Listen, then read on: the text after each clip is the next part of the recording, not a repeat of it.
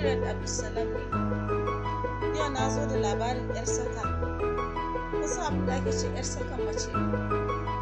Yawanci kuna gani kamar 'yar sakar mace yana can ciki, wai ka taba kamar wani gyaɗa-gyaɗa da wani waye-waye. To bari in gaya muku gaskiyan abu. 'Yar sakar mace yana daga waje, daga sama can akwai ɗan wani karamin rami, in ka bibiya za ka ga wani abu yana nan ɗan karami haka nan, kamar round ball ɗan karami haka nan. To shi wannan ne in ka concentrating a kai, kana ta shafa shi kaɗan sa harshen ka kaɗan, kana ta lotsa shi kana ta bibiya shi da haƙorinka, kana ɗan haka kana haka. To za ka kalli kafin ka hankara matanka haka za ta release ruwa yana sauka kamar famfo.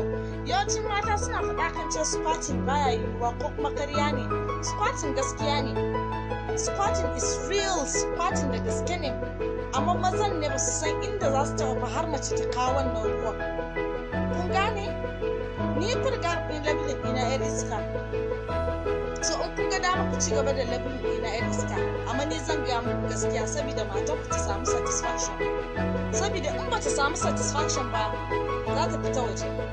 In ta fita waje, kai ne da asara, saboda kudinka ne za ta ɗauka ta je ta ba wani kato ya danne ta. Gaskiyar magana ke. Yanzu magana na biyu kuma sai akan bloggers, Instagram, sannan kwanan nan da na yi subscribe zuwa YouTube, ina ganin videos ina ko ta ina.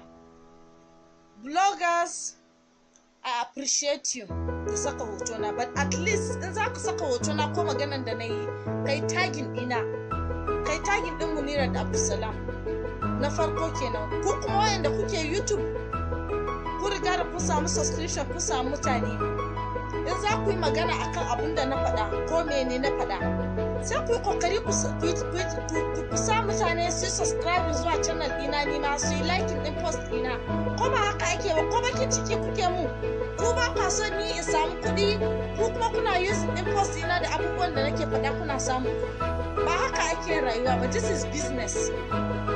Kuma ni ban saya akan against anybody's business ba. Me yasa kuke min haka?